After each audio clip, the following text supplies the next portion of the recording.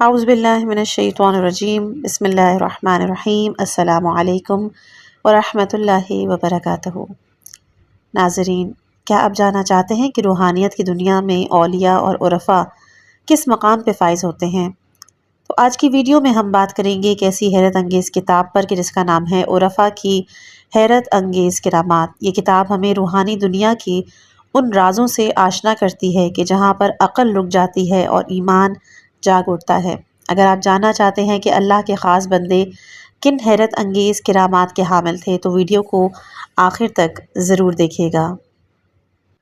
اس کتاب کو شروع کرنے سے پہلے میں یہ بتاتی چلوں، یہ کتاب کئی سالوں سے میرے پاس موجود ہے اور بہت دل کے نزدیک ہے۔ عرفاء کی حیرت انگیز کرامات، میں کیونکہ آپ لوگوں کے کمنٹس میں ہمیشہ مصروف رہی، اس کتاب کو کبھی نہیں اٹھا پائی کیونکہ ریکویسٹ بہت زیادہ تھی، کبھی کسی حوالے سے کبھی کسی حوالے سے، لیکن اتفاق سے ایک کمنٹ موصول ہوا کہ جس میں انہوں نے علماء کرام کی زندگی کے حوالے سے آڈیو ڈالنے کو کہا تھا، کہ جس میں قاضی طباطبائی، دستغیب شیرازی، آیت اللہ بہجت اور مختلف علماء کرام۔ اس کتاب میں کافی زیادہ علماء کرام کی حیرت انگیز واقعات موجود ہیں، تو مجھے لگا کہ یہ کیونکہ مجھے فرداً کسی کی بھی کوئی چیز نہیں مل رہی تھی، بہرحال بغیر کسی اور تمید کے چلتے ہیں اس کتاب کی طرف۔ پیش لفظ ہے علامہ محمد حسین حسینی تہرانی۔ یہ علامہ طباطبائی جیسے اساتذہ سے انہوں نے تعلیم حاصل کی ہے۔ یہ کہتے ہیں کہ مکاشفات کے بارے میں کچھ فرماتے ہیں کہ مکاشفات کی چند اقسام ہیں۔ اول مادی اور طبعی مکاشفات، یہ ان خفیہ باتوں کی اطلاع ہے کہ جو انسان کے لیے عالم طبیعت میں حاصل ہوتی ہے، جیسے کہ علوم طبعی، علوم ریاضی اور علوم حیت وغیرہ۔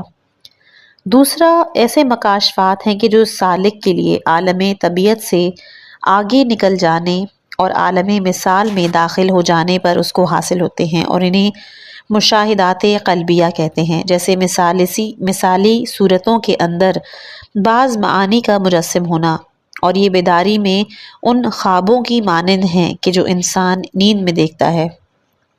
تیسرا وہ مکاشفات ہیں کہ جو سالک کے لیے عالم مثال سے عبور کرنے اور عالم روح و عقل کے اندر داخل ہو جانے پر حاصل ہوتے ہیں۔ انہیں مشاہدات روحیہ کہتے ہیں کہ جو کہ روح کی طاقت اور کائنات پر اس کے غلبے کے ذریعے پیدا ہوتے ہیں، جیسے سوچ و فکر پر محیط ہونا، طی الارض کرنا، ہوا پہ چلنا، آگ کو عبور کرنا، مستقبل کی اطلاع دینا وغیرہ وغیرہ۔ بیماری یا صحت یا افکار عامہ کے اعتبار سے نفوس میں بھی تصرف کرنا اسی زمرے میں آتا ہے۔ چہارم مکاشفات سریہ ہیں۔ یہ وہ مکاشفات ہیں کہ جو سالک کے لیے عالم خلوص و لاہوت میں عالم روح و جبروت سے گزرنے کے بعد پیدا ہوتے ہیں۔ انہیں مکاشفات سریہ کہتے ہیں، جیسے عالم وجود کے اسرار و رموز کو کشف کرنا اور معانی کلیہ پر مطلع ہونا اور صفات و اسماء کلیہ الہی کو کشف کرنا۔ پنجم کہ یہ وہ مکاشفات ہیں کہ جو سالک کے لیے کمال حاصل کرنے اور مراتب خلوص سے گزر جانے اور توحید مطلق اور بقاء باللہ کے مقام پر پہنچنے کے بعد پیدا ہوتے ہیں۔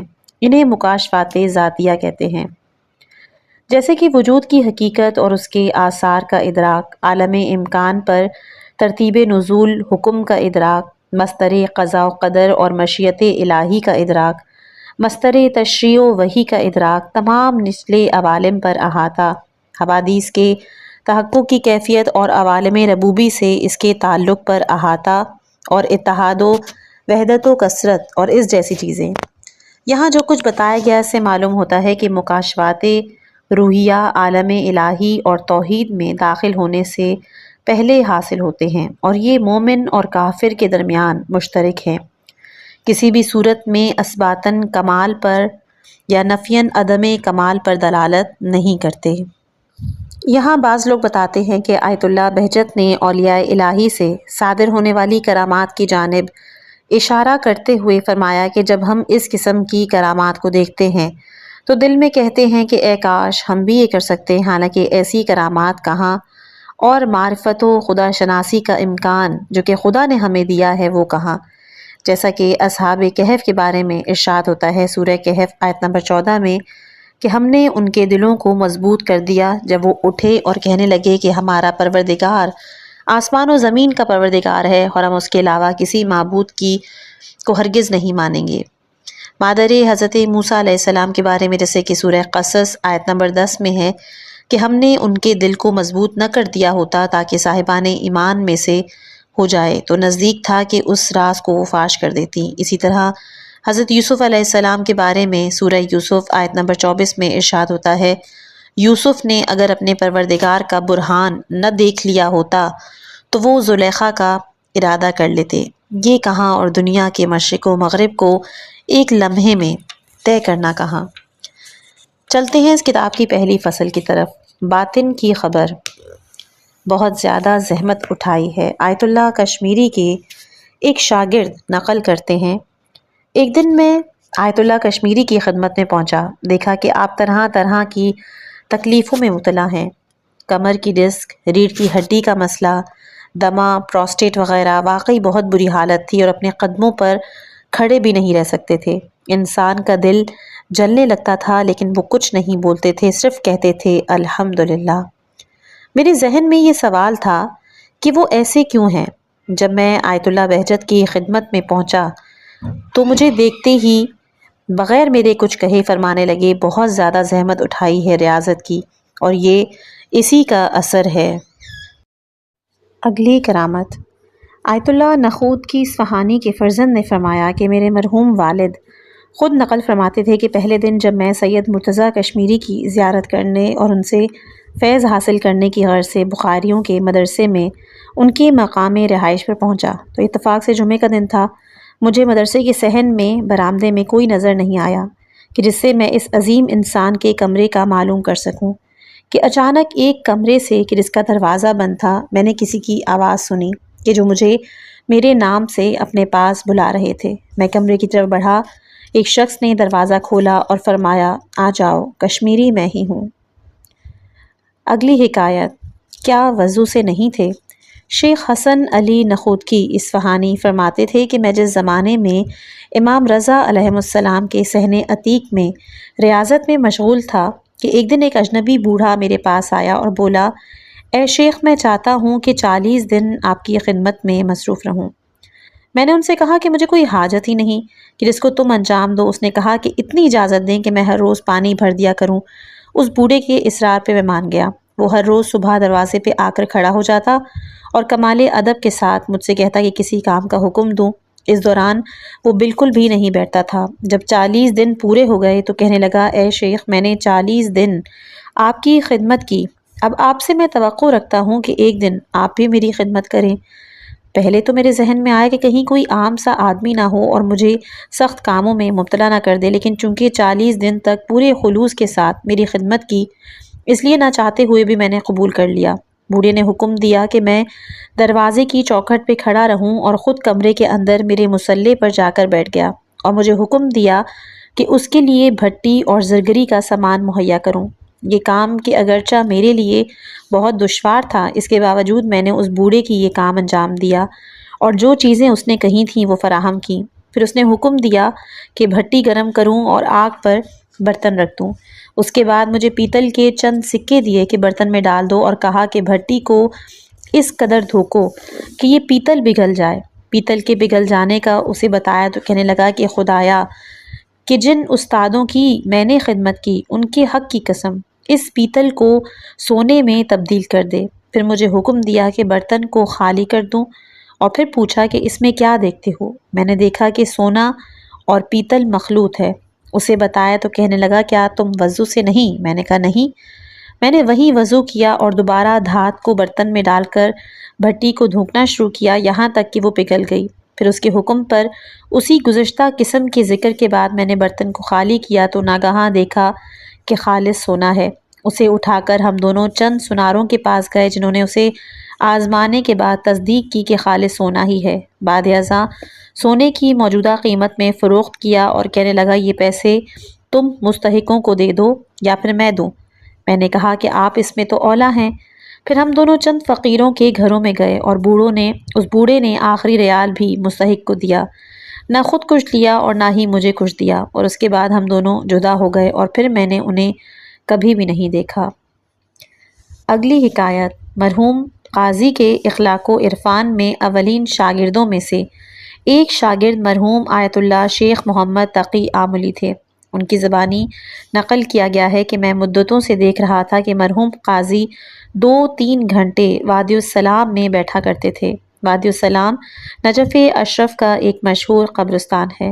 میں دل میں سوچتا تھا کہ انسان کو زیارت کر کے تو لوٹ آنا چاہیے، فاتحہ پڑھ کے مرحومین کی روحوں کو خوش کرنا چاہیے، دوسرے زیادہ کام ضروری ہیں کہ جنہیں انجام دینا چاہیے۔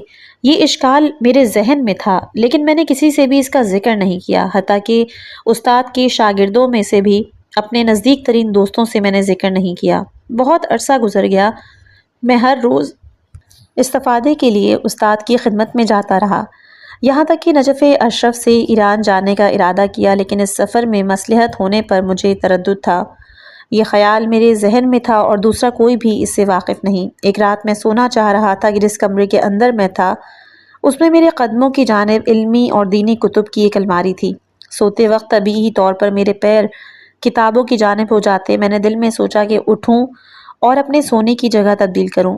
یہ ضروری نہیں ہے کیونکہ کتابیں بالکل میرے پیروں کے سامنے تو نہیں تھیں، بلکہ اونچی ہیں اور یہ کتابوں کی بھی بے احترامی نہیں ہوگی۔ یہ تردد میرے ذہن میں چلتا رہا اور آخر کار میں نے یہی طے کیا کہ یہ بے احترامی نہیں ہے، سو میں سو گیا۔ صبح جب میں استاد مرحوم قاضی کے حضور پہنچا اور ان کو سلام کیا تو آپ نے کہا، علیکم السلام، ایران جانا آپ کی مصلحت میں نہیں ہے اور کتابوں کی جانب پیر درازی کرنا بھی بے احترامی ہے۔ میں بوکھلا گیا اور کہا، آقا آپ کہاں سے سمجھے؟ تو انہوں نے کہا کہ یہ میں وادی السلام سے سمجھا ہوں۔ اگلی کرامت آیت اللہ رضی سید رضی شیرازی نقل کرتے ہیں کہ میدان علم و عمل کے ایک مشہور مرد میدان کہ ان کا نام انہوں نے لیا تھا لیکن اس کتاب میں نہیں لکھا، کہ جن کی سچائی اور گفتار و کردار کی مضبوطی میں کوئی شک نہیں، اس نے مجھے بتایا کہ ایک دن میں ام المومنین علیہم السلام کے صحن مطہر میں سر کی پچھلی جانب مرحوم کاظم یزدی کے مقبرے اور حرم کی دیوار کے درمیان برآمدے میں بیٹھا ہوا تھا، اور چونکہ بہت تھکا ہوا تھا اس لیے بہت عام سے انداز میں نے اپنے پیر پھیلائے ہوئے تھے۔ بعد میں جب میں آقا قاضی کے پاس گیا تو آپ نے بغیر کسی تمہید کے فرمایا کہ پورا صحن مطہر امیر المومنین علیہم السلام کے گھر کے حکم میں ہے، اور آپ بھی جانتے ہیں کہ امام علیہم السلام کے لیے موت و حیات میں کوئی فرق نہیں ہوتا، قبر میں موجود امام بھی زندہ ہے، بنابراین کیا یہ جسارت نہیں کہ انسان خود امام ہی کے گھر کے اندر زندہ اور حی امام کی جانب اپنے پیر دراز کرے۔ اگلی حکایت ہے مرحوم آیت اللہ حاج شیخ عباس قوچانی نے فرمایا کہ ہم ہر روز صبح 2 گھنٹے مرحوم قاضی کی خدمت میں جایا کرتے تھے، اور ان آخری ایام میں اگر کوئی کتاب پڑھی جاتی تھی تو میں اس کو پڑھتا تھا اور مرحوم اس کی تشریح اور توضیح فرماتے۔ ایک دن میں صبح سویرے ان کے گھر پہنچا، اس دن وہ اپنے جدیدہ والے گھر میں تھے۔ اس دن ان کے گھر کی جانب جاتے ہوئے میرا گزر نجف کی فصیل یعنی دشمن کے حملے سے بچاؤ کے لیے شہر کے گرد بنائی جانے والی ایک اونچی دیوار سے ہوا، جو کہ اب ٹوٹ چکی ہے اور نجف کا شہر پھیل چکا ہے، اس میں جدیدہ کا علاقہ بھی شامل ہو چکا ہے۔ اچانک میرے ذہن میں وہابیوں کے حملے کا خیال آیا جو انہوں نے ماضی میں کربلا پہ کیا تھا اور ہزاروں لوگوں کو قتل کیا تھا۔ علماء، صالحین، زوار اور مقامی لوگوں کے خون کا دریا جاری ہو گیا تھا، یہاں تک کہ انہوں نے ذریح مطہر اور صندوق کو بھی توڑ دیا تھا اور اس کی لکڑی سے قبر مبارک کے اوپر چائے بنائی اور وہیں بیٹھ کر انہوں نے چائے پی تھی۔ لیکن نجف اشرف کے اس فصیل کے اندر ہونے کی وجہ سے اور فصیل کے اوپر سے اور شگافوں کے درمیان سے لوگوں کے دفاع کی وجہ سے وہ اندر داخل نہیں ہو سکے، اور چند دن فصیل کے باہر رہنے کے بعد وہ وہاں سے بھاگ گئے۔ میں اسی سوچ میں ڈوبا ہوا تھا کہ ہمیں ہر قسم کے ہتھیاروں سے لیس ہونا چاہیے تاکہ اگر دوبارہ حملہ کیا تو ان کی جڑیں کاٹ دیں۔ ہمارے ہتھیار ایسے ہونے چاہیے اور ہمارے جوانوں کو ایسے جنگی فنون سے سیکھنا چاہیے تاکہ بھرپور دفاع کیا جا سکے۔ یہ باتیں سوچتے ہوئے مرحوم قاضی کے گھر پہنچ کر دستک دی اور اندر داخل ہوا۔ ان کی نظر جیسے ہی مجھ پہ پڑی کہنے لگے، ہاں جنگ میں مشغول ہو؟ میں نے عرض کی، کیا فرمایا؟ کون سی جنگ؟ کہنے لگے میرا مطلب ہے نفس امارہ سے جنگ۔ اگلی حکایت آیت اللہ حاج شیخ عباس کوچانی نقل کرتے ہیں کہ فلاں شخص یعنی آقا قاضی کے ایک جوان شاگرد کی طرف اشارہ کرنے کے بعد کہ جو مرحوم قاضی کی خدمت میں مشرف ہوئے تھے اور دستور کے مطابق عمل کرتے تھے، لیکن ایک مدت گزرنے کے باوجود ان کے لیے وہ دروازہ نہیں کھلا۔ ایک دن اس نے مجھ سے کہا کہ ایک دن میں مرحوم قاضی کے پاس جا رہا تھا کہ راستے میں سوچنے لگا کہ چونکہ آقائے مرزا علی قاضی اب بوڑھے ہو چکے ہیں، اس لیے شاید اب شاگردوں کی تربیت کی ذمہ داری سے عہدہ برا نہ ہو پائیں۔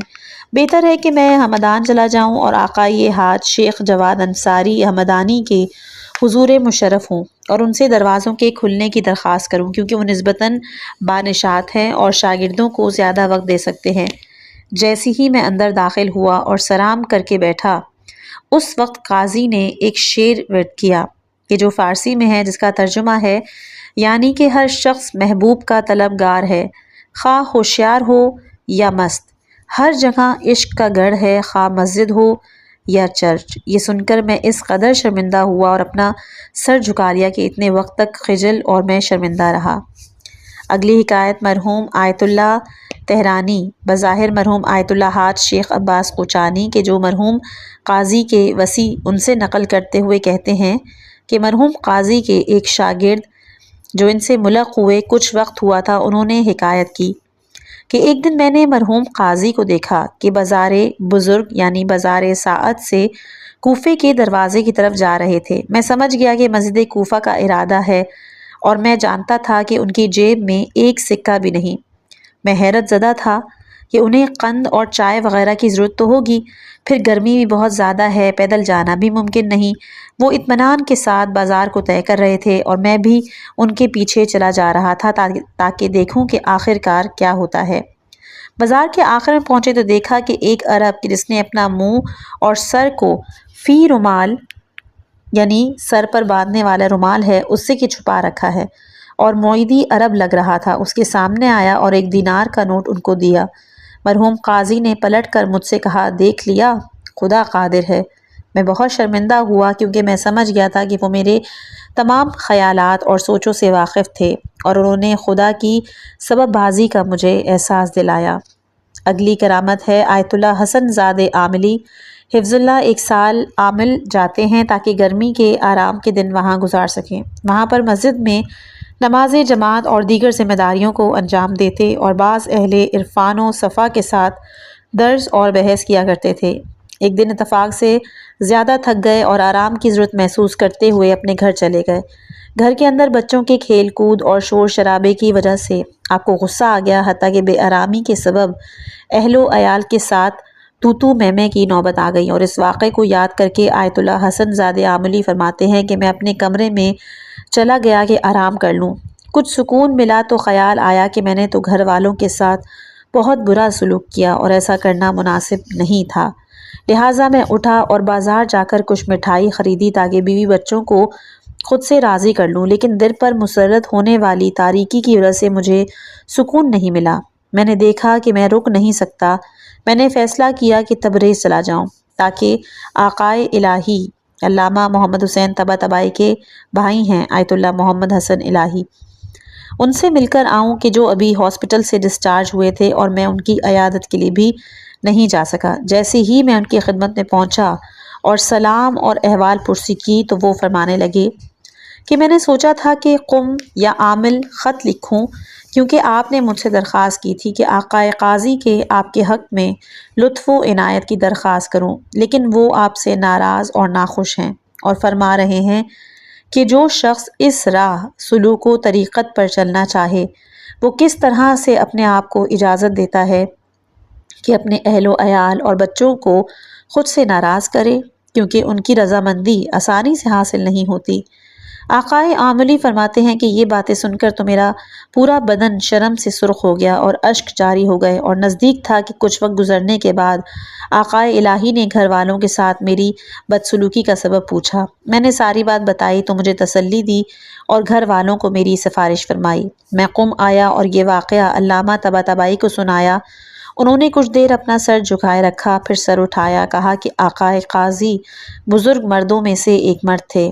آقائے عاملی کہتے ہیں کہ میں نے اپنے دل میں کہا کہ جب آقائے قاضی جیسے لوگ جو کہ اہل بیت علیہم السلام کے خادم اس درجے پر ہوں تو معصومین علیہم السلام کا مرتبہ کیا ہوگا۔ اگلی کرامات مرحوم شالچی بیان فرماتے ہیں کہ ایک دن میں نے حاج مرزا جواد آقا ملکی تبریزی کے درس میں شرکت کی۔ درس کے بعد آقا نے مجھے ایک دستور دیا کہ اس پر عمل کروں۔ میں نے طے کیا تھا کہ یہ کام نصف شب کو انجام دوں گا، لیکن کام کی زیادتی کی وجہ سے شب بیداری کی توفیق نہ ہوئی اور سحر کے وقت اس کام کو انجام نہ دے سکا۔ اگلے دن استاد کے درس میں پہنچا۔ درس کے بعد جب واپس آنے کے لیے اٹھنے لگا تو استاد نے کہا کہ آپ بیٹھ جائیے۔ جب سارے شاگرد چلے گئے تو فرمایا کل رات جو کام کہے تھے انہیں کیوں انجام نہیں دیا؟ میں حیرت زدہ ہو گیا کیونکہ میں نے تو کسی کو بھی اس بات سے آگاہ نہیں کیا تھا اور خدا کے سوا کوئی اس بات سے واقف نہیں تھا۔ چنانچہ میں نے ان سے معذرت طلب کی۔ یہ بے توفیقی اگلی رات بھی درپیش ہوئی اور استاد نے پھر مجھے تنبیہ کی کہ ان کے کہنے پر عمل نہیں کیا، اور اس کے بعد کوشش اور زیادہ جد و جہد سے استاد کے حکم پر عمل کیا اور اس سے بہرہ مند ہوا۔ اگلی کرامت ہے ایک صاحب کہ جو اس وقت میں مقیم ہے، وہ نقل کرتے ہیں کہ جن دنوں میں ہمدان میں ہوتا تھا، ایک دن اپنی اہلیہ کے ساتھ میری تو میں ہو گئی، اور چونکہ میں بہت غصے میں تھا اس لیے ایک زوردار تھپڑ، لیکن میں فوراً ہی نادم اور پریشان بھی ہوا۔ میں نے دل ہی دل میں کہا کہ اپنے دل کو سکون پہنچانے کے لیے مدرسہ علمیہ آخون چلا جاتا ہوں، کیونکہ عصر کا وقت تھا، دینی طلاب جمع ہوتے تھے، میں بھی ان کے ساتھ بیٹھوں اور ان کے خلوص سے مجھے کچھ سکون ملے۔ جب میں مدرسہ علمیہ جا رہا تھا تو آیت اللہ انصاری کے گھر سے گزرا اور میں نے دل میں کہا کہ بہتر ہے کہ پہلے عرض سلام کے لیے آیت اللہ انصاری کے پاس چلا جاؤں۔ جب میں اجازت لے کر آقا کی خدمت میں پہنچا اور سلام کیا تو آقا نے سلام کا جواب دیتے ہوئے فرمایا کہ سید، ممکن تھا کہ اپنی بیوی کو نہ مارتے، پھر تمہیں کسی ایسی جگہ کی تلاش کی ضرورت ہی نہیں تھی کہ تمہارے دل کو سکون ملے۔ سید کہتے ہیں کہ جب آقا نے یہ بات کہی تو میں شرم سے پانی پانی ہو گیا، اور آج 40 سال بعد بھی جب کبھی وہ ملاقات یاد آتی ہے میں شرم سے پسینے پسینے ہو جاتا ہوں۔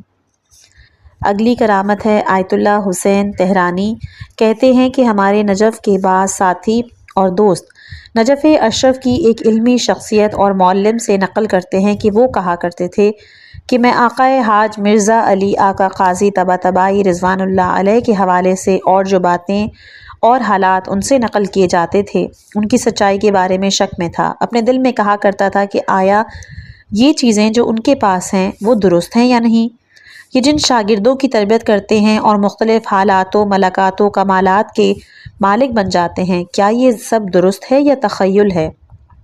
بہت عرصے تک میں اپنے دل میں یہ باتیں سوچتا رہا اور کوئی بھی میری اس سوچ سے واقف نہیں تھا، یہاں تک کہ ایک دن نماز و عبادت اور مسجد کوفہ میں بجا لائے جانے والے بعض اعمال کی بجا آوری کے لیے اس مسجد میں گیا۔ مرحوم قاضی بہت زیادہ مسجد کوفہ جایا کرتے تھے اور عبادت کے لیے وہاں ان کا ایک مخصوص حجرہ تھا۔ انہیں اس مسجد اور مسجد سہلا سے بہت انس تھا، بہت راتیں وہاں عبادت اور بیداری میں گزارا کرتے تھے۔ وہ کہتے ہیں کہ مسجد کے باہر میری ملاقات مرحوم قاضی سے ہوئی، میں نے سلام کیا اور ایک دوسرے سے احوال پرسی کی اور کچھ دیر آپس میں بات چیت کی، یہاں تک کہ مسجد کی پچھلی جانب پہنچ گئے۔ اسی دوران ہم دونوں مسجد کی اونچی دیوار کے نیچے یعنی قبلے کی جانب مسجد سے باہر بیابان میں بیٹھ گئے تاکہ تھکن دور ہو جائے اور پھر مسجد میں جائیں۔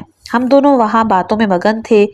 مرحوم قاضی آیات و اسرار الہی کی باتیں بتانے لگے، توحید کے مقام جلالت و عظمت اور سیر و سلوک کی راہ میں قدم رکھنے اور یہ کہ خلقت انسان کا واحد ہدف یہی ہے، اس کے حوالے سے کچھ باتیں بیان کرتے رہے اور دلائل دیتے رہے۔ میں اپنے دل میں سوچ رہا تھا کہ واقعی ہم شکوک و شبہات میں ہیں، نہیں معلوم کہ حقیقت کیا ہے۔ اگر ہماری عمر اسی طرح گزرتی رہی تو وائے ہو ہم پر، اگر کوئی حقیقت ہو اور ہم تک نہ پہنچے تو وائے ہو ہم پر، اور دوسری طرف سے جانتے بھی نہیں ہیں کہ درست ہے کہ اس پر کام کریں۔ اسی دوران ایک بڑا سانپ کسی سوراخ سے نکل آیا اور ہمارے سامنے مسجد کی دیوار کے ساتھ ساتھ چلنے لگا۔ واضح رہے کہ اس علاقے میں سانپ بہت ہیں، غالباً لوگ انہیں نہیں دیکھتے، لیکن اب تک یہ نہیں سنا گیا کہ انہوں نے کسی کو ڈسا ہو۔ سانپ ہمارے سامنے آیا تو میں کسی حد تک وحشت زدہ ہو گیا۔ مرحوم قاضی نے سانپ کی جانب اشارہ کیا اور فرمایا مت باذن اللہ، یعنی باذن خدا مر جا، اور سانپ فوراً اپنی جگہ بے حس و بے حرکت ہو گیا۔ لیکن مرحوم قاضی نے کسی اعتنا کے بغیر جو گفتگو ہم کر رہے تھے اس کو جاری رکھا۔ پھر ہم اٹھے اور مسجد کے اندر چلے گئے۔ مرحوم قاضی نے پہلے 2 رکعت نماز مسجد کے درمیان میں ادا کی اور اس کے بعد اپنے حجرے میں چلے گئے۔ میں نے بھی مسجد کے کچھ اعمال انجام دیے۔ میرے ذہن میں تھا کہ اعمال کی بجا آوری کے بعد نجف اشرف لوٹ جاؤں گا۔ اعمال کے دوران اچانک میرے ذہن میں خیال آیا کہ یہ کام جو انہوں نے انجام دیا ہے یہ حقیقت تھا یا نظر بندی، جس طرح سے جادوگر کیا کرتے ہیں۔ بہتر ہے جا کر دیکھ لوں کہ سانپ مر گیا ہے یا زندہ ہو کر وہاں سے چلا گیا ہے۔ اس خیال نے مجھے بے چین کیا، یہاں تک کہ جو اعمال میرے ذہن میں تھے وہ انجام دیے اور فوراً مسجد سے باہر نکل کر اسی مقام پہ پہنچا کہ جہاں میں مرحوم قاضی کے ساتھ بیٹھا ہوا تھا۔ میں نے دیکھا کہ سانپ بے حس و حرکت زمین پہ پڑا ہے۔ میں نے سانپ کو ٹھوکر ماری، دیکھا کہ بالکل بے حس و حرکت ہے۔ میں بہت شرمندہ اور متاثر ہوا اور مسجد کے اندر لوٹ آیا کہ چند رکعت نماز اور ادا کر لوں، لیکن نہ کر سکا، اور اس سوچ نے میرے پورے وجود کو گھیر لیا کہ اگر یہ باتیں سچ ہیں تو پھر ہم ان کی جانب کیوں توجہ نہیں دیتے۔ اس دوران میں مرحوم قاضی رحمۃ اللہ علیہ اپنے حجرے میں عبادت میں مشغول تھے۔ جب وہاں سے باہر تشریف لائے اور نجف اشرف جانے کے لیے مسجد سے نکلے تو میں بھی نکل آیا اور مسجد کوفہ کے دروازے کے نزدیک ہم ایک دوسرے سے ملے۔ مرحوم مسکرائے اور فرمایا جی حضور، اب تو دیکھ بھی لیا۔ اگلی حکایت ہے آیت اللہ بہجت کے فرزند محترم آقا قاضی کی کرامات کے حوالے سے۔ اپنے والد گرامی سے اس طرح نقل کرتے ہیں کہ آقا اس بات کو نقل کرنے سے پرہیز کرتے تھے، لیکن صرف ایک بار میں نے انکار کے انداز میں کہا تاکہ وہ ان کا شرعی وظیفہ بن جائے اور وہ جواب دیں۔ تو میں نے عرض کیا کہ ہمیں مقام ثبوت یعنی مقام تصور، مقام اثبات یعنی مقام تصدیق و وجود، اس میں یعنی امکان کی حد تک یہ مترجم نے بیان کیا ہے کہ ہمیں مقام ثبوت میں اس چیز میں کوئی اشکال نہیں ہے، لیکن مقام اثبات یعنی تصدیق کے مقام میں آیا یہ صاحب ان مراتب کے مالک ہیں؟ مختلف باتیں اور اشکالات ہیں۔ کیونکہ میں جوان تھا اس لیے انہوں نے محسوس کیا کہ ممکن ہے میں منحرف ہو جاؤں، چنانچہ بتا ہی دیا اور فرمایا کہ میں مسجد سہلہ میں وارد ہوا۔ میرے استاد ایک مقام پر تھے، میں ان کے پیچھے جا کر عبادت میں مشغول ہو گیا۔ نماز میں ان کی اقتدا کی۔ دوران نماز ایک سوال میرے ذہن میں آیا کہ جو کئی سال پہلے میرے ذہن میں آیا تھا، لیکن مجھے اس کا جواب نہیں ملا۔ میں نے اس سوال کو ان راستوں سے کہ جو ان کے پاس ہوتے ہیں اپنے ذہن سے نکالا اور نماز میں ان کی اقتدا کی۔ نماز اور تعقیبات جب ختم ہوئی تو انہوں نے ایک دوسرے کو الوداع کہا۔ مسجد کے دروازے تک نہیں پہنچے تھے کہ استاد نے مجھے آواز دی۔ میں ان کے پاس گیا اور بغیر اس کے کہ میں اپنا سوال پوچھوں استاد نے اس مسئلے کا جواب دیا۔ آیت اللہ بہجت نے اپنے بیٹے سے کہا کہ اب بتاؤ کہ عام طریقے سے یہ کس طرح ممکن ہے؟ میں نے عرض کی کہ یہ کرامت پہلی بار واضح طور پر نقل ہوئی ہے کہ جس کا انکار نہیں کیا جا سکتا۔ اگلی کرامت آیت اللہ سید مرتضیٰ کشمیری کی ہے۔ آیت اللہ بہجت آقائے قمی سے نقل کرتے ہیں کہ میں نے سید مرتضیٰ کشمیری کے حج پہ جانے کے لیے استخارہ کروایا۔ انہوں نے فرمایا انشاءاللہ کہ حج کا سفر مبارک ہے۔ میں نے اس وقت تک کسی کو بھی اپنی نیت سے آگاہ نہیں کیا تھا۔ آپ نے ایک اور انداز سے فرمایا کہ یہ واقعہ مشہور ہے کہ بظاہر مرحوم حاج آقا حسین قمی نے اپنے استاد سے استخارہ کروایا تھا، تو انہوں نے فرمایا کہ حج پہ جانا چاہتے ہو انشاءاللہ بہتر ہے۔ اس کے باوجود کچھ بے باطل لوگ سرے سے استخارے کے ہی منکر ہیں، خواہ قرآن سے ہو یا پھر تسبیح سے۔ اگلی حکایت آخوند ملا فتح علی کہتے ہیں کہ میں سید محمد باقر سلطان آبادی کے ساتھ زیارت سید الشہداء علیہم السلام سے مشرف ہوا۔ ایک دن طلوع صبح میں دعا، زیارت اور نماز میں مشغول تھا، یہاں تک کہ ظہر کا وقت قریب آ گیا۔ میں نے عرض کیا آپ اجازت دیں تو میں حضرت ابوالفضل علیہم السلام کی زیارت کر لوں اور وہاں سے گھر جا کر کچھ کھا لوں اور کچھ دیر آرام کروں تاکہ تھکن دور ہو جائے۔ فرمایا میرا بھی یہی ارادہ ہے اور تم جو چاہو کھا لینا۔ میں روانہ ہوا اور زیارت حضرت عباس علیہم السلام کے بعد گھر کی طرف آ گیا۔ راستے میں ایک بار پھر حضرت سید الشہداء علیہم السلام کے حرم میں پہنچا۔ ارادہ کیا کہ آب کلا پاچے کھا لوں، چنانچہ میں نے کھڑے ہو کر کلا پاچے کھانے کے لیے استخارہ کیا۔ ابھی میں تسبیح کے دانے شمار کرنا چاہ رہا تھا کہ سید اعلیٰ مقامہ میرے پیچھے میرے قریب آ گئے اور عربی زبان میں میرے کان میں فرمایا کہ کلے پاچے کے لیے استخارہ کر رہے ہو؟ یہ کہا اور چلے گئے۔ میں حیرت زدہ رہ گیا کہ آقا نے کبھی بھی مجھے کلے پاچے کھاتے ہوئے نہیں دیکھا تھا، اور نہ میں اس کے بازار میں تھا کہ اس قرینے سے جان لیں۔ آخرکار کلے پاچے کھائے بغیر سوچتے سوچتے میں گھر آ گیا۔ میں اسی فکر میں بیٹھا تھا کہ مرحوم سید داخل ہوئے اور ہنستے ہوئے کہا کہ مجھے پسند نہیں ہے کہ آپ بازاری خوراک کھائیں کہ جس پر غریبوں کی نظر پڑتی ہے اور وہ اسے کھا نہیں سکتے۔ میں نے عرض کی کہ آقا آپ کو کیسے معلوم ہوا کہ میں یہی کھانا چاہتا ہوں؟ تو فرمایا قرآن کی آیت تھی کہ کیا تم نہیں جانتے کہ نزدیک ہے کہ مومن غیب پر مطلع ہو جائے اور نور خدا سے دیکھے۔ جناب ملا فتح علی کہتے ہیں کہ ان کی اس بات سے مجھ پر ایک ایسی ہیبت طاری ہوئی کہ کچھ اور نہ پوچھ سکا، اور اس کے بعد آپ نے مجھ سے نرمی اور محبت سے گفتگو فرمائی، یہاں تک کہ وہ حالت مجھ سے دور ہو گئی، اور اس کے بعد آپ کے لیے کھانا لایا گیا اور میں نے بھی اس میں شرکت کی۔ اگلی کرامات ہیں مرحوم نخودکی کے بیٹے فرماتے ہیں کہ مشہد کے چند تاجروں نے مجھے بتایا کہ ہم لوگ تنگی معیشت سے بہت پریشان تھے، اور اس پریشانی کی دوری کے لیے ہم مرحوم حاج شیخ حسن علی اصفہانی کی خدمت میں شرف یاب ہوئے۔ کچھ لوگ اپنی باری کا انتظار کر رہے تھے، ہم بھی انتظار کرنے لگے کہ اچانک حضرت شیخ نے ہم دو کو ان لوگوں کے درمیان سے اپنے پاس بلایا اور ہم میں سے ایک سے فرمایا کہ تمہیں ایک کام کرنا چاہیے جو کہ نہیں کرتے، دوسرے سے فرمایا کہ تمہیں ایک کام نہیں کرنا چاہیے جبکہ کرتے ہو، جاؤ اپنی ذمہ داری پر عمل کرو تاکہ تمہارے حالات بہتر ہو جائیں۔ ہم اعتراف کرتے ہیں کہ ہم میں سے ایک نماز نہیں پڑھتا تھا اور دوسرا شراب پیتا تھا۔ حاج شیخ کے حکم پر ہم نے اپنی ذمہ داریوں کا خیال رکھا کہ جس کے نتیجے میں ہمارے معاشی حالات تنگی سے وسعت میں بدل گئے۔ اگلی کرامات ایک شخص نقل کرتا ہے کہ میں نے حاج شیخ حسن علی اصفہانی کی خدمت میں عرض کی کہ کوئی ایسا وظیفہ یا عمل دیجیے کہ تہجد کی توفیق ملے اور میرے کام میں بھی آسانی ہو۔ فرمایا ہر صبح تلاوت قرآن خصوصاً سورہ یاسین سے غفلت نہیں کرنا، انشاءاللہ توفیق حاصل ہوگی۔ میں کاشمیر لوٹ گیا اور ہر روز صبح راستے چلتے ہوئے سورہ یاسین پڑھنے لگا، لیکن کوئی بھی نتیجہ نہیں ملا۔ اگلے سال نوروز کے ایام میں مشہد شرف یاب ہوا، اور ایک رات جب بارش ہو رہی تھی شہر کے ایک عالم کے گھر کسی کام کی اصلاح کے لیے گیا۔ چونکہ اس رات آغا اپنے حجرے سے باہر تشریف نہیں لائے تھے، اس لیے میں بھی خالی ہاتھ نکل آیا اور سوچا کہ بہتر ہے کہ حاج شیخ حسن علی کی خدمت میں بھی شرف یاب ہو جاؤں اور نتیجہ حاصل نہ ہونے کی اطلاع دوں۔ اس خیال کے ساتھ میں جناب شیخ حسن علی کے گھر پہنچا تو دیکھا کچھ لوگ کمرے کے اندر ہیں اور دروازہ بند ہے، اور آپ گفتگو اور واعظ و نصیحت میں مصروف ہیں۔ میں نے سوچا کہ اگر اس حالت میں کمرے کے اندر جاؤں تو ممکن ہے کہ میرے لیے اندر بیٹھنے کی جگہ نہ ہو، اور دوسرا یہ کہ شاید شیخ کی گفتگو میرے کمرے کے اندر داخل ہونے کی وجہ سے منقطع ہو، اس لیے میں دروازے کے پیچھے بیٹھ گیا اور ان کی باتیں سننے لگا تاکہ محفل ختم ہو اور میں ان کے حضور میں شرف یاب ہوں۔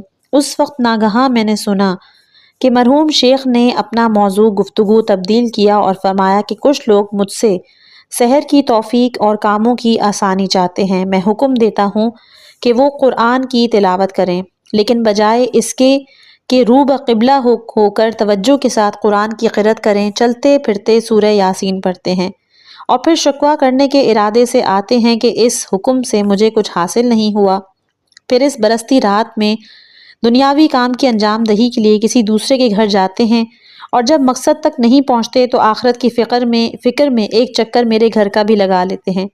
یہ تو انصاف کی بات نہیں۔ بہتر ہے کہ جائیں اور ہر روز صبح قبلہ رو ہو کر توجہ اور تدبر کے ساتھ نہ کہ زبان ہلانے کی حد تک کلام اللہ کی تلاوت کریں، پھر اگر مطلب مقصود حاصل نہ ہو تب شکوہ کریں۔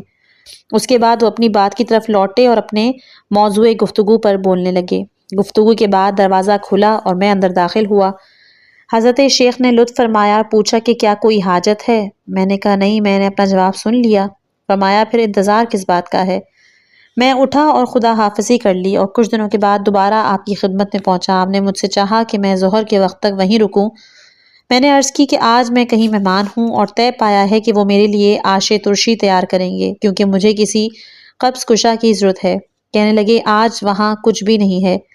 میں نے عرض کیا کہ میرا وعدہ ہو چکا ہے، کس طرح ممکن ہے کہ کچھ بھی نہ ہو؟ فرمایا وہاں کچھ نہیں۔ چنانچہ ان کی فرمان کی اطاعت میں ظہر کے وقت ان کے پاس ٹھہر گیا، لیکن میری سوچ اسی وعدے میں اٹکی ہوئی تھی کہ جسے میں نے پورا نہیں کیا۔ بہر صورت حضرت شیخ گھر کے اندرونی حصے سے میرے کھانے کے لیے کوٹے ہوئے اخروٹ، پنیر اور روٹی لے آئے۔ میں کھانا کھا کے فارغ ہوا تو فرمایا جلدی اٹھو اور جاؤ کہ تمہارا مقصد حاصل ہو گیا ہے۔ مجھے یہ بات ناگوار گزری کہ انہوں نے اتنی صراحت کے ساتھ مجھ سے جانے کو کہہ دیا۔ میں وہاں سے باہر نکلا، لیکن گھر پہنچتے ہی کسی ایسے شخص کی طرح کہ جس نے کوئی قبض کشا دوائی کھائی ہو، مجھے اجابت ہوئی اور سکون ملا۔ اس وقت مجھے معلوم ہوا کہ کس وجہ سے انہوں نے کہا تھا کہ جلدی اٹھو اور جاؤ۔ بعد میں مجھے یہ بھی اطلاع ملی کہ میرے اس دن کے میزبان ظہر سے پہلے میرے ٹھہرنے کے مقام پر آئے تھے اور کسی مجبوری کی وجہ سے میری میزبانی سے انہوں نے معذرت کر لی تھی۔ اگلی حکایت آیت اللہ بہجت فرماتے ہیں، آقائے سید مرتضیٰ کشمیری ان لوگوں میں سے تھے کہ جو غیب گوئی کا اظہار بھی کرتے تھے۔ ایک شخص کا بیان ہے کہ میں سید کے پیچھے جا رہا تھا، میرے ذہن میں خیال آیا کہ کیا امام معصوم علیہ السلام کے علاوہ کوئی اور بھی غیب جانتا ہے؟ اس وقت سید پلٹے اور مجھ سے کہا کہ ہاں، مومنین بھی علم غیب جانتے ہیں۔ میں اس سوچ میں ڈوب گیا کہ ان کا نام کہنا کس لیے تھا، میرے تو صرف ذہن میں یہ خیال آیا۔ روایت میں یہ بھی ہے کہ امام موسیٰ کاظم علیہ السلام نے ایک امام زادے کے خلاف کچھ باتیں کہیں۔ راوی کہتا ہے کہ اس مجلس میں فوراً ہی میرے ذہن میں خیال آیا کہ حضرت تو ہمیشہ صلہ رحم اور نزدیکی افراد اور رشتہ داروں کے ساتھ احسان اور نیکی کا حکم دیتے ہیں، لیکن خود اپنے رشتہ داروں کے بارے میں اس طرح فرماتے ہیں۔ جیسے ہی میرے دل میں خیال آیا، حضرت نے فوراً کہا، یہ جو ہم نے اس امام زادے کے خلاف کہا ہے، یہ بھی اس کے ساتھ ہمارا احسان اور نیکی ہے، تاکہ ہمارے اور اس کے درمیان اظہار اختلاف کے ذریعے وہ دشمن سے محفوظ رہے۔ اگلی کرامت آیت اللہ بہجت فرماتے ہیں، ایک استاد نے شاگرد کے لیے جو پانی پر سے گزرنا چاہتا تھا کوئی چیز لکھی، چنانچہ شاگرد اس تحریر کے ذریعے پانی پر سے گزر جاتا تھا۔ ایک دن اس کے ذہن میں آیا کہ اس کا کاغذ کھول کر دیکھے کہ یہ کیسا طلسم ہے اس کے پاس۔ اس نے کھولا، دیکھا بسم اللہ لکھی ہوئی تھی، اور اس کے بعد وہ پانی پر سے گزر نہیں سکا۔ مرحوم وحید بہبانی نے 98 سال کی عمر میں کہ جب انہیں نسیان کا عارضہ لاحق ہو گیا تھا، گھر کے اندر ہی شرح لمع پڑھایا کرتے تھے۔ صرف چند خاص لوگوں کو اپنے پاس آنے اور درس میں شرکت کرنے کی اجازت دیتے تھے۔ ایک دن اپنے ایک شاگرد کو اشارہ کیا کہ رک جاؤ۔ جب سب چلے گئے تو فرمایا کہ فلاں مقام پر قالین کے نیچے پیسے موجود ہیں، وہ اٹھا لو اور جا کر غسل جنابت کرو اور آئندہ اس حالت میں درس میں مت آنا۔ اگلی حکایت آیت اللہ بہجت کی ایک شخص کی زبانی نقل کرتے ہیں کہ میں نماز جماعت پڑھنے مسجد گیا اور پانی لانے یا وضو کے لیے جانے لگا۔ راستہ بہت تنگ تھا، صرف ایک آدمی وہاں سے آ جا سکتا تھا۔ ایک آدمی میرے آگے تھا جو بہت دیر لگا رہا تھا۔ میں نے کہا کیا آپ نماز جماعت میں شرکت نہیں کرنا چاہتے؟ کہنے لگا امام جماعت صابونی ہے۔ آخر کار میں نے وضو کیا اور جماعت میں شرکت کی۔ بعد میں امام جماعت کو سارا ماجرا سنایا۔ کہنے لگے اس نے صحیح کہا، میں نے صابن بنایا تھا اور نماز میں اسی کی فکر میں تھا۔ ہم کیوں منتظر ہیں کہ کوئی ہمیں کہے کہ تم صابنی ہو؟ نماز میں حضور قلب نہیں ہوتا اور ہمارے کام آن حضرت کے دیدار میں پردے اور حجاب کی طرف حائل ہوں۔ اس کے باوجود جھوٹی فریادیں کرتے ہیں، عجل اللہ فرجا، ان کے ظہور میں تعجیل فرما۔ کیا ہم یہ چاہتے ہیں کہ وہ آئیں اور ہم سے کہیں کہ واجبات و محرمات کی پابندی کرو؟ عجیب تعجیل چاہتے ہیں، قرآن پر عمل کرتے نہیں کہ اطرت پر عمل کرنا چاہتے ہیں۔ ہم کیا کہتے ہیں کہ خدایا مجھے اپنے اولیاء کے مقامات اور منازل سے محروم اور غائب نہ فرما۔ کیا ہم ان کی مرید نہیں ہیں؟ کیا ہم مصلحتی مرید ہیں؟ بالفرض کے تقیے کی خاطر انکار کرنا اور ظاہری طور پر بلا بلا کہنا جائز بھی ہو، لیکن قلبی اور باطنی انکار جائز نہیں ہے، جیسا کہ ارشاد ہوتا ہے الا من اکرہ وقلبہ مطمئن بالایمان، مگر یہ کوئی مجبور ہو جائے لیکن اس کا دل ایمان پر مطمئن ہو۔ سورہ نمل آیت نمبر 106۔ آیا ہمارے پاس کوئی عذر ہے کہ جو ہمارا دل چاہے ہم کرتے رہیں، اگرچہ آپ علیہ السلام کی مرضی کے خلاف ہی ہو؟ خدا توفیق دے کہ ہم درد اور اس کی دوا کو پہچانیں اور عمل کریں، وگرنہ شکست خوردہ اور شرمندہ ہیں۔ آقا شیخ ابو الفضل زاہد رحمۃ اللہ علیہ سے نقل ہوا کہ آپ نے فرمایا کہ تعجیل فرج کے لیے دعا نہ کرو، کیونکہ چاہتے ہو کہ وہ آئیں اور انہیں بھی قتل کر ڈالو، قطع نظر اس سے کہ دوسرے بھی ہمیں ڈرا دھمکا کر یا لالچ دے کر ان کو قتل کرنے پر مجبور کرتے ہیں، جیسا کہ جودہ کو معاویہ کی جانب سے امام حسن مجتبی علیہ السلام کو قتل کرنے پر یزید کے ساتھ شادی کی لالچ دی گئی تھی کہ جو لوگ دھمکی یا لالچ کے بعد قتل کے مرتکب ہوئے ہیں کیا وہ دیوانے تھے؟ اگلی حکایت ہے حجت الاسلام محمد ہادی مفتیٰ نے ایک دن ایک پیارا یادگار واقعہ سنایا۔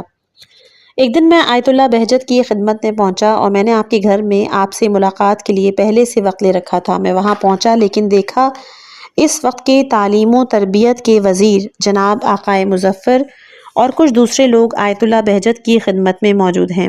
میں بہت ناراض ہوا اور دوسرے کمرے میں ان کے فرزند کے ساتھ بیٹھ گیا اور باتیں کرنے لگا۔ جب مہمان رخصت ہو گئے تو میں اندر مخصوص حجرے میں آیت اللہ بہجت کی خدمت میں پہنچا، لیکن اب میرا ارادہ نہیں تھا کہ میں اپنا مسئلہ ان کے سامنے پیش کروں، اسی لیے دوسری بحثیں چھیڑ دی، لیکن آقائے بہجت نے ان سوالات کا جواب میرے پوچھے بغیر دے دیا کہ جن کے لیے میں ان کے گھر میں آیا تھا، اور فرمایا جو باتیں ہم کرتے ہیں وہ بیان کرنے سے پہلے ہی امام زمانہ عجلہ فرجہ شریف کے کانوں تک پہنچ جاتی ہیں۔ استاد مفتیٰ فرماتے ہیں کہ میں اس بات سے بہت خوش بھی ہوا اور متعجب بھی ہوا۔ وہ فرماتے ہیں کہ یہ واقعہ میرے لیے 1377 ہجری شمسی میں پیش آیا تھا۔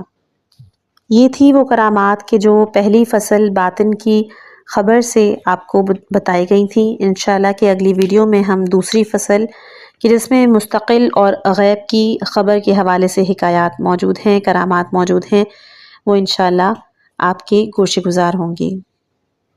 یہ تھی وہ چند جھلکیاں عرفا کی حیرت انگیز کرامات سے کہ جو نہ صرف ایمان کو جلا دیتی ہیں بلکہ ہمیں اللہ کے قرب کی طرف بھی بلاتی ہیں۔ اگر آپ کو یہ ویڈیو پسند آئی ہو تو لائک ضرور کیجیے گا۔ ایسی ہی روحانی اور ایمان افروز موضوعات کے لیے چینل کو سبسکرائب کرنا مت بھولیں اور کمنٹس میں بتائیں کہ کون سی کرامت نے آپ کو سب سے زیادہ متاثر کیا ہے۔